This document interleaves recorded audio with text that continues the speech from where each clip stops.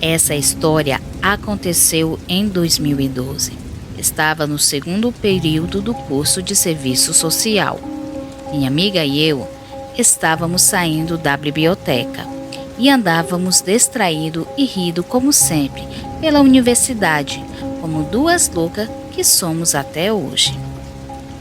Essa biblioteca é enorme e possuía um canteiro com espaço para as pessoas sentarem.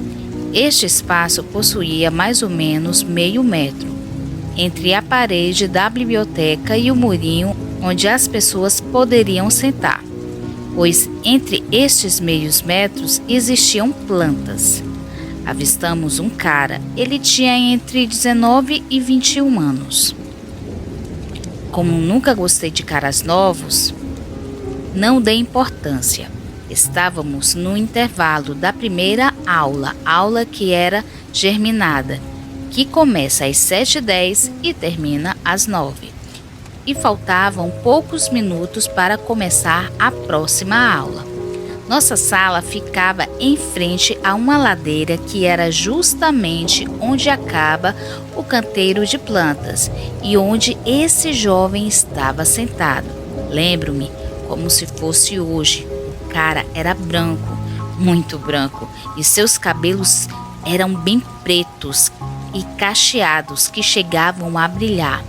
Realmente era um cara muito bonito. Seus olhos eram de uns tons de azuis inesquecíveis. Nunca tinha visto olhos azuis como aqueles, bem penetrantes. Minha amiga passou do lado esquerdo do rapaz.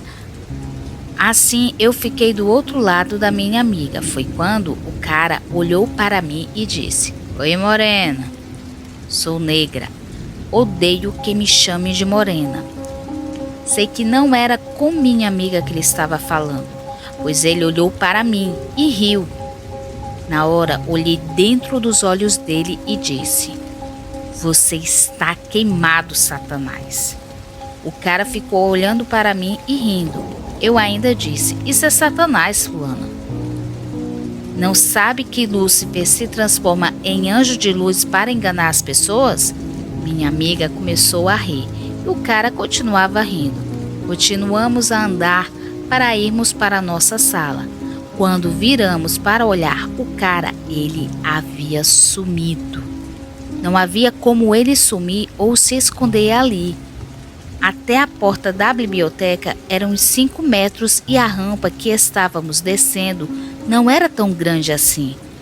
Para ir até a reitoria, que ficava do meu lado direito, e de frente para onde ele estava sentado, teria que andar muito, e teríamos visto ele andando em direção a ela.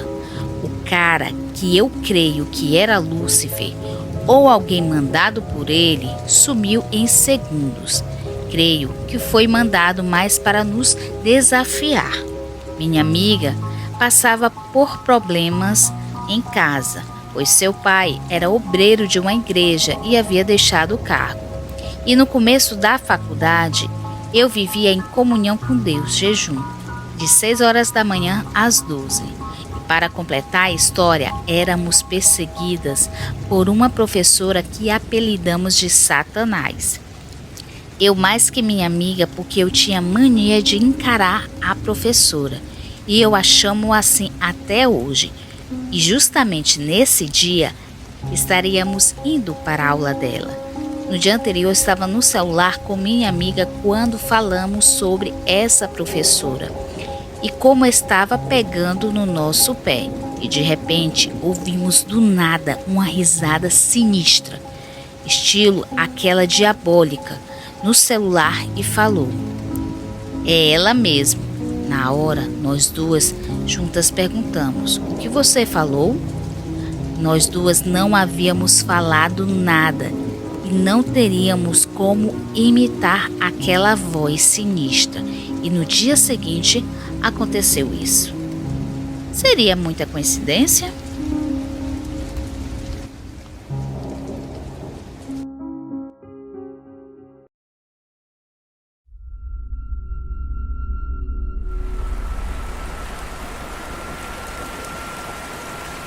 Eu moro em um apartamento com a minha família.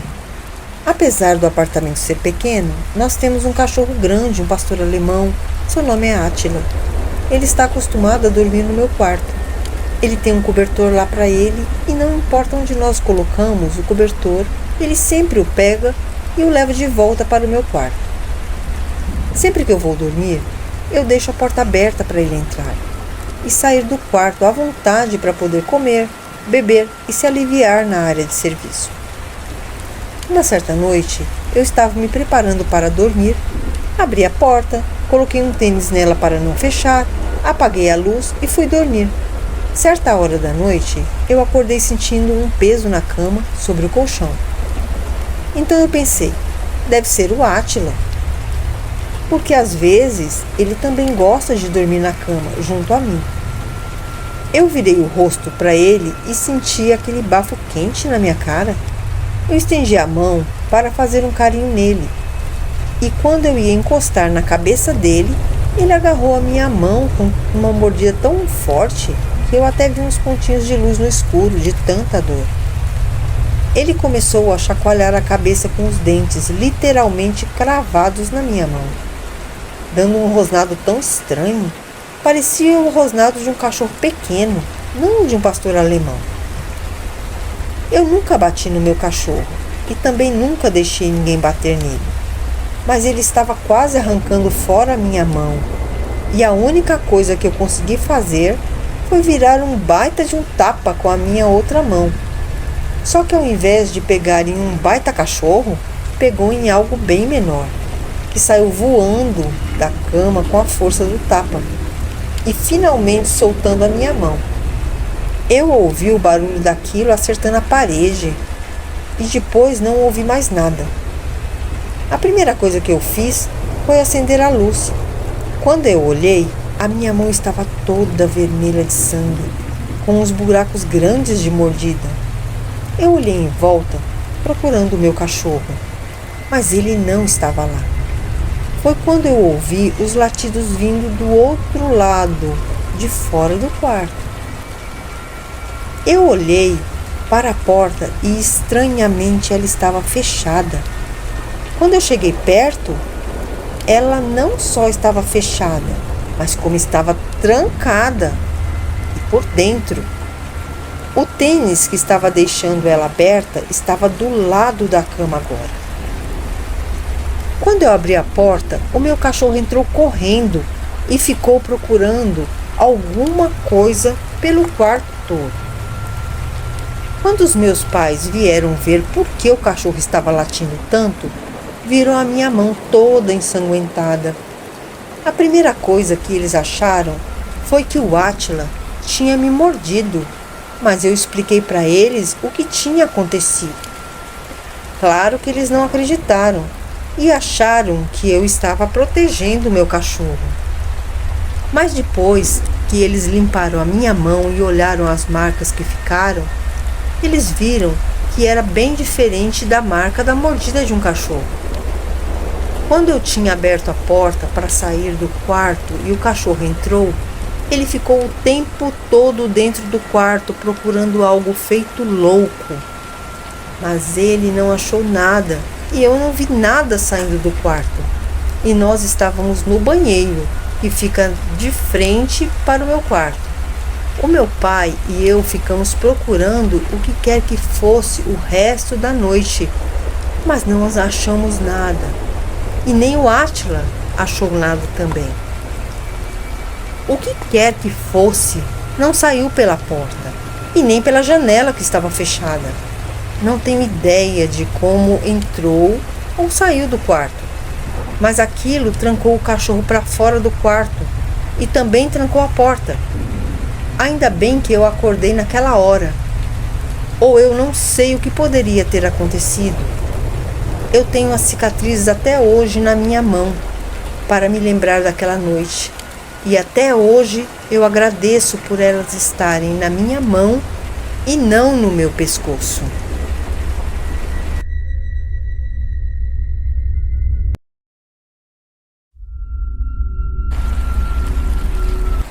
O apartamento.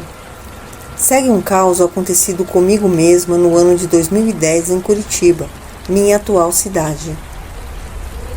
Eu me mudei para um apartamento no centro de Curitiba, na rua Tibagi. Era um prédio bem antigo de apartamentos velhos e enormes. O nosso era no térreo. Então, tinha uma espécie de jardim de inverno lá dentro. Era imenso. Dividia esse apartamento com uma colega. Como não tenho mais contato com ela, vou chamá-la de Pri.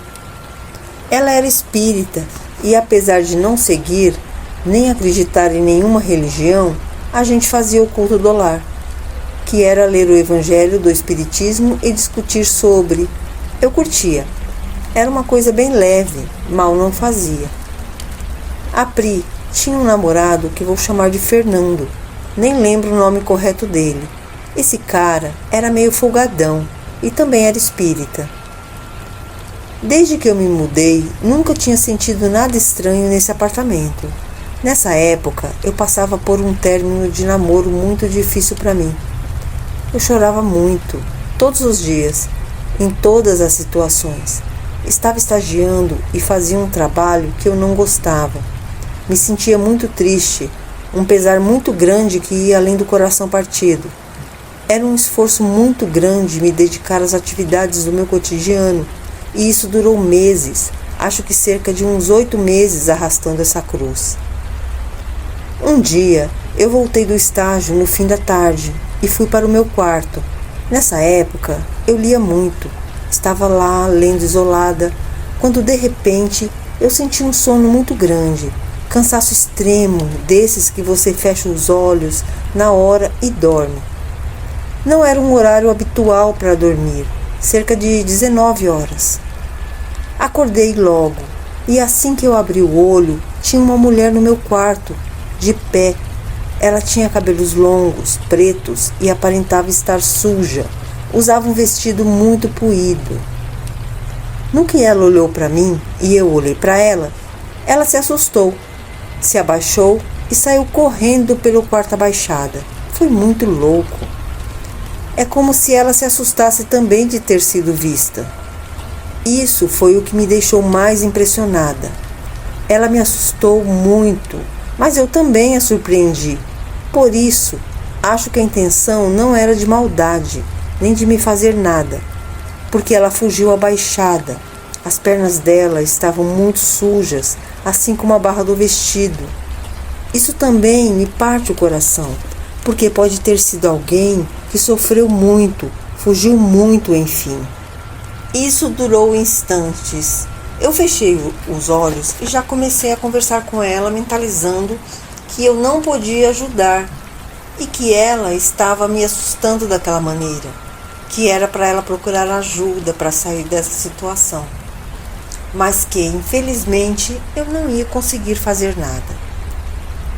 Abri o olho novamente, com muita coragem, e não tinha nada no meu quarto. Tudo estava do mesmo jeito. Eu permanecia deitada, sem entender o que tinha visto.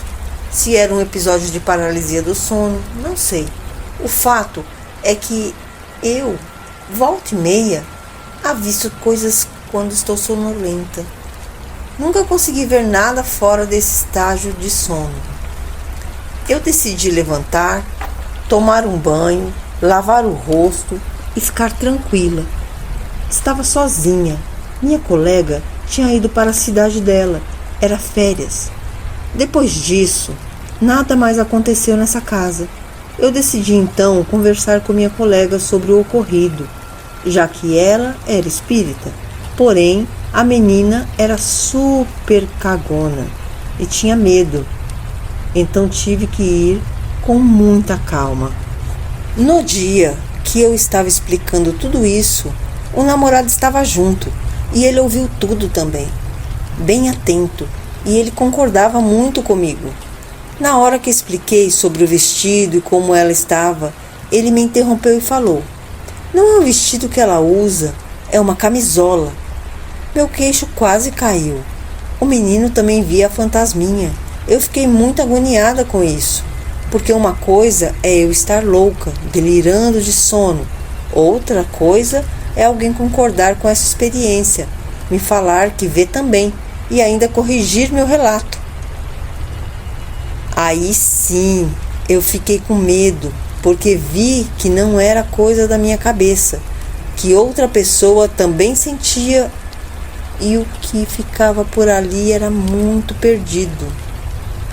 Eu não voltei a ver a fantasma. Acredito que eu ter conversado com ela tenha ajudado nisso. Segundo minha mãe, talvez ela mesma tenha colaborado para não me assustar mais, o que eu acho difícil. Os amigos espíritas podem dar uma luz nessa. Toda vez que passo pelo prédio, lembro dessa experiência. Muita gente morou lá depois de mim. Virou uma república. Acho que umas 5 pessoas moravam juntas. Eu perdi contato com a minha colega. Saí brigada com ela. Sei que eles decidiram não contar essa história para a menina que veio a morar no quarto que eu ocupava antes. Até hoje, esse apartamento tem gente morando. E eu fico me perguntando se alguém já viu a fantasma também.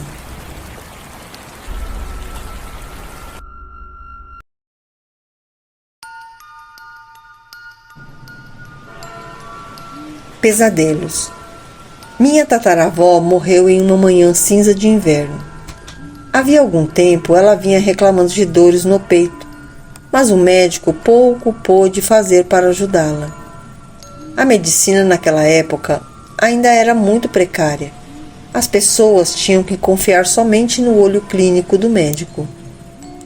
Fizeram o velório ali em sua casa, como era de costume, e a enterraram antes do anoitecer. Meu tataravô, desolado, voltou para sua casa. A morte levara sua parceira de tantos anos, e agora ele seria um solitário, já que os filhos eram adultos, casados e cada um tinha sua própria vida. Já era de noite quando ele estava na cozinha, iluminada somente por um lampião e algumas velas acesas na mesa de jantar. Tentando fazer algo para comer no fogão de lenha, escutou minha tataravó chorando no quarto e chamando seu nome. Era um choro misturado com gemidos de medo, e quando ela chamava seu nome, ela gritava: "Emiro, me ajuda!" E mais choro. Ele ficou petrificado no lugar por alguns minutos, até que criou coragem, pegou o lampião e foi andando devagar até o quarto. À medida que ele ia se aproximando do quarto, o choro diminuía, e quando ele chegou lá, o choro parou completamente. Iluminou o quarto vazio e se assustou ao ver que a cama estava bagunçada, mas ele tinha certeza de que estava arrumada antes de ir para o enterro. Quando ele virou de costas para voltar à cozinha, o choro começou de novo. Ele colocou a mão com o lampião para dentro do quarto, mas pouco pôde ver, pois a luz era muito fraca para iluminar todo o ambiente. Foi andando devagar em direção à cama, passo a passo, tentando ver algo. A primeira coisa que viu foram as pernas da minha tataravó. Estavam cinza e se contorciam na cama. Meu tataravô teve vontade de iluminar o resto do corpo, mas o medo falou mais alto e ele saiu correndo em direção à cozinha. E a voz chorosa que dizia: "Emiro, me ajuda!" foi silenciando até calar-se. Ele saiu da casa e ficou na varanda por horas, sentado em sua cadeira e fumando seu cachimbo, nervoso e aterrorizado com os acontecimentos. Não tinha coragem de voltar para dentro da casa e tampouco podia ir para a casa de um dos filhos, porque eles moravam longe. Acabou pegando no sono, já em alta madrugada. O pesadelo que se seguiu foi horrível. Minha tataravó estava viva dentro do caixão, arranhando a tampa tentando cavar uma saída, enquanto suas unhas se desprendiam da carne e sua boca buscava o ar que ali já não existia mais. Pouco a pouco, ela foi perdendo as forças até que seus olhos se arregalaram e seu corpo deixou de buscar oxigênio. Ele acordou na varanda sufocando como se ele mesmo estivesse dentro do caixão. Desesperado, o pobre rolava no chão em busca do ar que aos poucos foi lhe voltando. Quando estava mais calmo e controlado, decidiu ir até a casa de um de seus filhos e contar o ocorrido. Foi até a casa do meu tio-avô Ramiro, que o acalmou, dizendo que eram somente sonhos e que ele estava impressionado por causa de sua recente perda.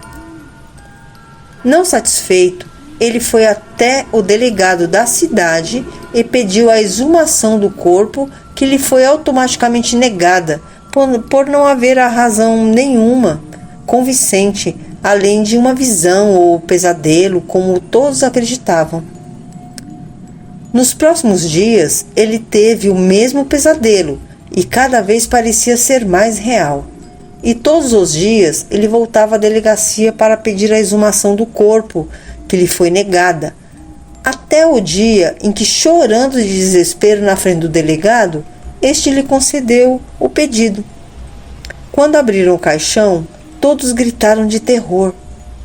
Tudo estava como meu tataravô tinha sonhado. A tampa do caixão arranhada, minha tataravó sem unhas, com a boca e os olhos escancarados.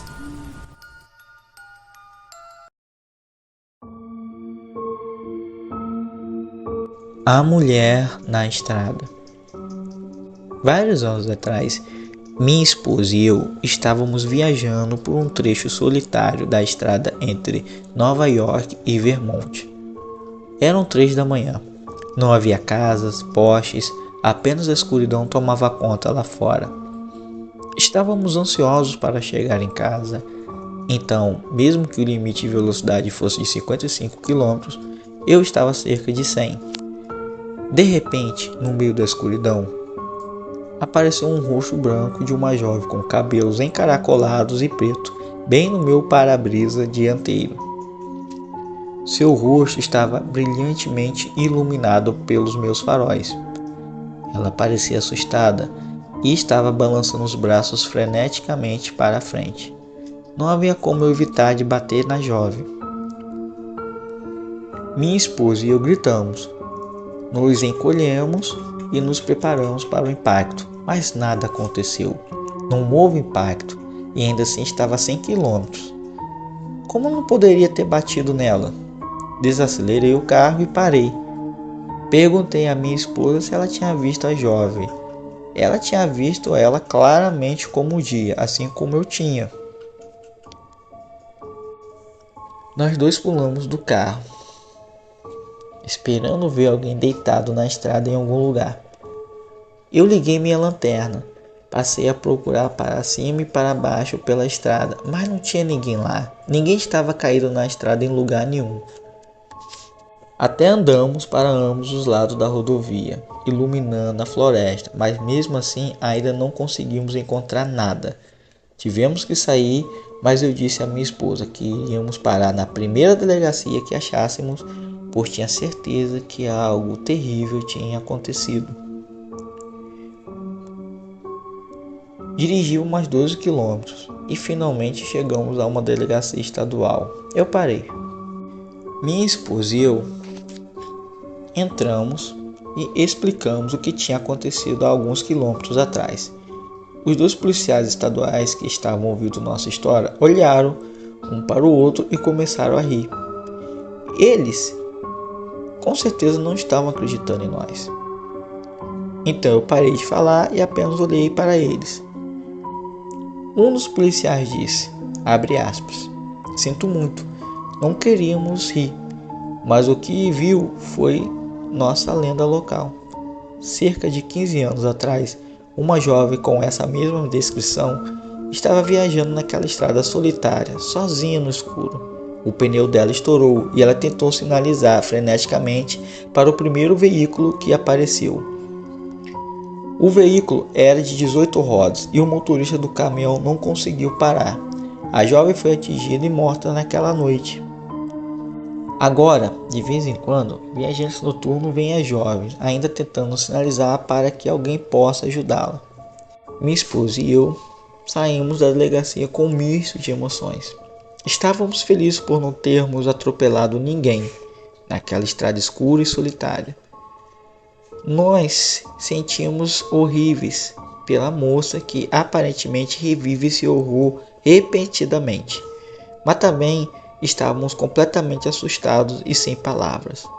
Nós dois não acreditávamos em fantasma até aquele dia.